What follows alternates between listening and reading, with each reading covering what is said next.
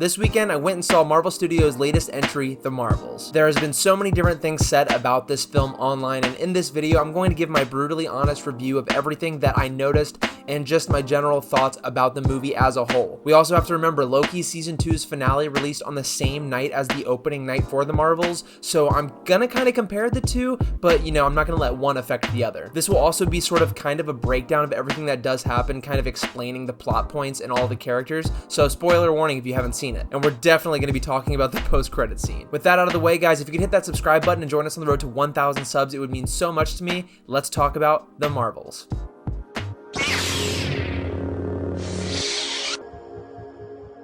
So before this movie came out, I saw the early reviews. I saw what all of the influencers and all of the outlets were saying about this movie. And frankly, everything was pretty mixed. I've heard everything from this is so great, this is such a step up from the first Captain Marvel movie, to this is a horrible movie and not what Marvel needs right now. It reminded me a lot of what happened with Thor Love and Thunder back when that came out, and when that did come out with all of those reviews early, I definitely sort of let it sway my opinion when I watched the film. I tried not to, but I was thinking about what everybody was saying while watching the movie, and yeah, I personally did not like Thor Love and Thunder. So I had that in mind going into the Marvels, but this time I just tried to take a complete step back and absorb everything that I was watching. This movie comes in at around 1 hour and 40 minutes, which is the shortest MCU movie to date, and guess what?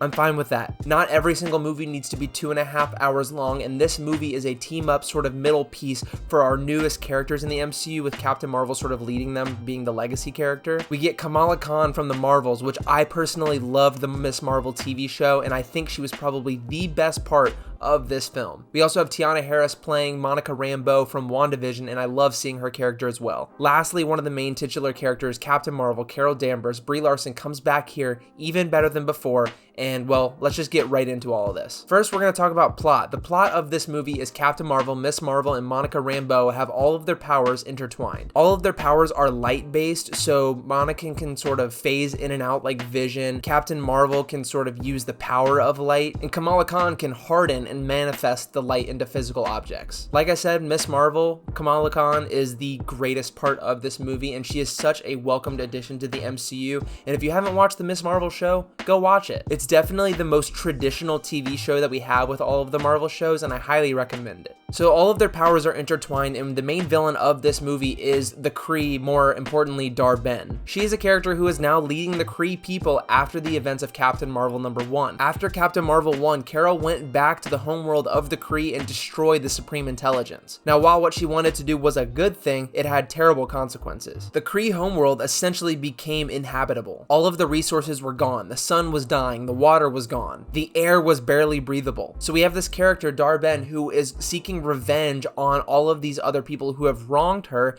and sort of pulling in all of the different things that they need for their home planet to survive. And while her character herself wasn't necessarily very strong and very memorable, I did like the idea of stealing different components from different worlds to recreate their own. For example, stealing the water off of a water planet, stealing the sun from our universe, our planet. And it serves as the main driving force to, the movie. And honestly, guys, that's pretty much the whole plot, because 99% of this movie is just going place to place, preventing things from happening, fighting the villain, and just typical Marvel stuff. But I'm not going to say that's a bad thing, because we haven't had something like this in a while. This reminded me a lot of the first phase Marvel movies. Heavy on the action. In fact, the first action sequence of the movie was so entertaining and so well choreographed. I was genuinely so impressed, and I sat there in my seat wondering, how could someone hate this? This is really cool, very fun, very energetic, and enjoyable. Now, to play devil's advocate, one of my biggest problem, if not my biggest problem with this movie,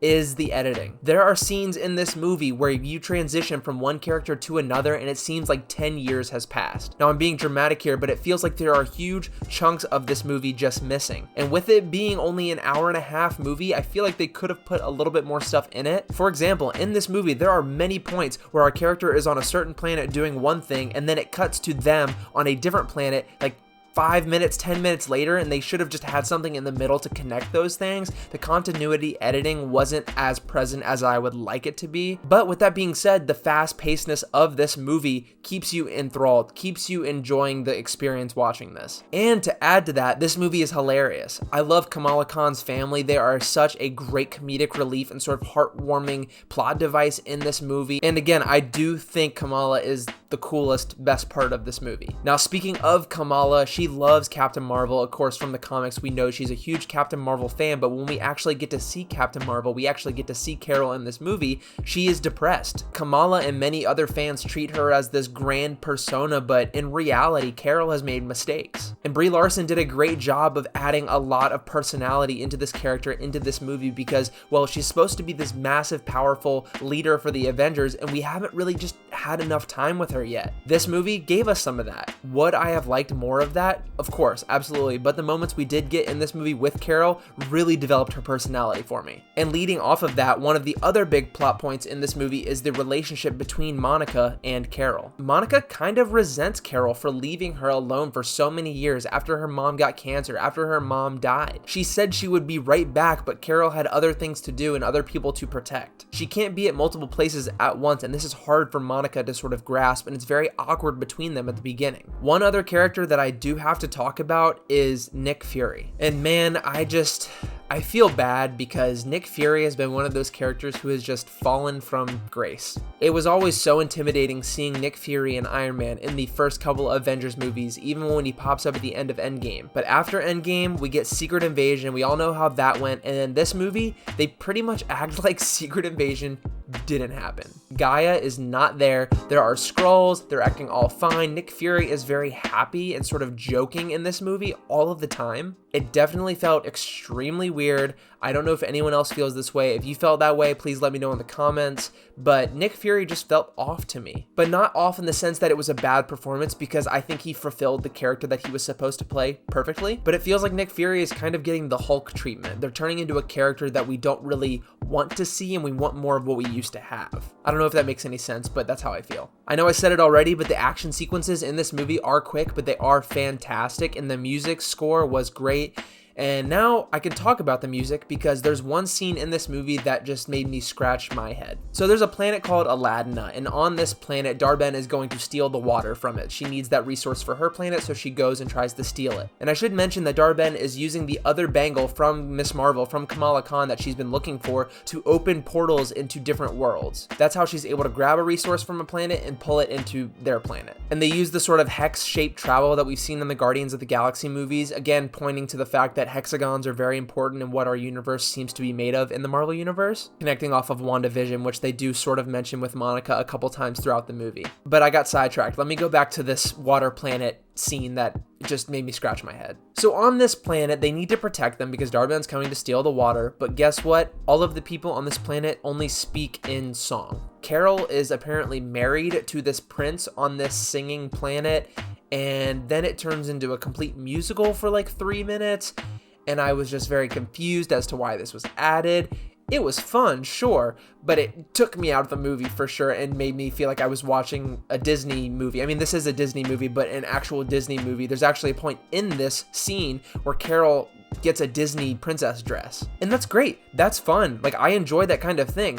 But it did not feel like it belonged in this movie at this point in time, especially when we're leading towards the end already, the tail end of the hour-and-a-half movie. The stakes felt very low, and it felt like, okay, what are we doing here? And there's another scene near the end that people are sort of like questioning, but I love this scene, and I guess we can talk about that now. So Dar-Benn is planning to steal the sun from our Earth, from our planet. And the sword station where Nick Fury, the Skrull, and all of those people are is down and nobody can get off and it's going to blow up or whatever. If you remember Goose from Captain Marvel 1, the Flurkin cat thing that can eat people, Goose comes back here in a big way and not by themselves. Goose gives birth to hundreds of Flurkin cats. And to get all of the people off of this station, the Flurkin have to eat all of them and then get in the escape pod because there's only one or two escape pods. Can't fit everyone, but it can fit a bunch of cats, and the cats can eat all the people in their little pocket dimension in their bellies and then get it off the planet or off of the space station. And this was hilarious. Even playing the song from Cats in the background, I thought this was funny. I thought this was great. I don't think it interrupted the movie as much as that dance scene did. But after this, it's pretty much at the end of the movie. We have Monica, Miss Marvel, and Captain Marvel fighting Dar-Benn, and they kind of win, they kind of lose. What ends up happening is Dar-Benn gets both bangles and thinks she can open a portal to her world and get the sun, but it's too much power. In fact, when she tries to open the portal, the hexagon shape, to her own world, she actually tears a hole into another reality, another universe. So after this, Dar-Benn just dies because she couldn't handle the power, and then there's this giant hole in space that is getting bigger and bigger. An incursion is technically happening. So Monica sacrifices herself by flying into this incursion, flying into the other side of the other universe and closing the portal from behind. She closes it, we get a somber sort of bittersweet happy ending. Monica's gone, but they're gonna look for her, and yeah, happy ending. Like I said earlier, this is a very typical cookie cutter formulaic Marvel movie, but it was so fun and so quick that I think it has a lot of redeeming factors to it, being cookie cutter. At the very end, we get a fantastic scene where we see Kate Bishop being recruited by Miss Marvel. She says the same lines that Nick Fury said to Iron Man in the first Iron Man movie's post-credit scene, and I thought it was great because clearly they're setting up the Young Avengers, and it's going to be great seeing who's on that team. I think Kamala sort of hints at already talking to Cassie Lang. So right now we have Kamala, Cassie, and Kate Bishop on the team so far. And it was really nice because this movie felt like it was something you didn't have to do a lot of homework for. You could just show up and watch it and have a good time. And it's definitely one of those films where you don't have to think too much. And I guess that could be a bad or good thing because some people like to think and like to use their brain while they're watching the movie, but this movie is just pure fun. You can put it on, you can relax and have a good time with it. Do I think this is an amazing movie? No. Do I think this is a bad movie? No, not at all. Would I watch this again? Yeah, I would watch this again over Thor: Love and Thunder, over Secret Invasion, and over a couple other projects because, again, it was quick, fun, I could throw it on and have a good time with it. So now let's talk about the craziest thing that happens in this movie, the biggest thing Marvel has done in recent memory, the post-credit scene. We wake up with Monica in the other universe. She's in sort of a doctor's room in a hospital, but we find out she's actually not in a hospital. On the monitors in the background, we see an X shape. Of course, meaning that there are X-Men wherever she is. And not only that, but we see her mother, who isn't actually her mother, but is the Captain Marvel of that universe, present and talking to her, sort of trying to understand what's going on. And that's not all, folks, because then the big thing happens. Kelsey Grammer's Beast from the X-Men movie Last Stand and the end of Days of Future Past walks in. Yes, he looks different. Yes, he looks a lot like the animated cartoon version, but this is huge. Besides the appearance of Charles Xavier in Doctor Strange Multiverse of Madness and Kamala Khan being confirmed to be a mutant in her TV show, this is the first huge point of contact with the X-Men. So clearly our universe doesn't have the X-Men, or at least they don't have them yet. This universe does. Do they have the Avengers? We don't know. All we know is Monica is trapped in the X-Men sort of universe, and we don't have the X-Men. So how are we going to get Monica back? I have no idea, but this is so exciting. It's so cool, and what it means, you know, having Monica's mom be the Captain Marvel, the binary character from that universe. What does it all mean? Beast also mentions Charles Xavier in this post-credit scene. So seriously, we've got to talk about what this is. If you guys know and have any theories about this post-credit scene, please leave a comment. I read all of them and I most likely will respond. Lastly, if you guys could leave a like on this video on the way out, it would mean so much to me. And again, I want to hear your thoughts. So leave comments down below and I will see you all very, very soon.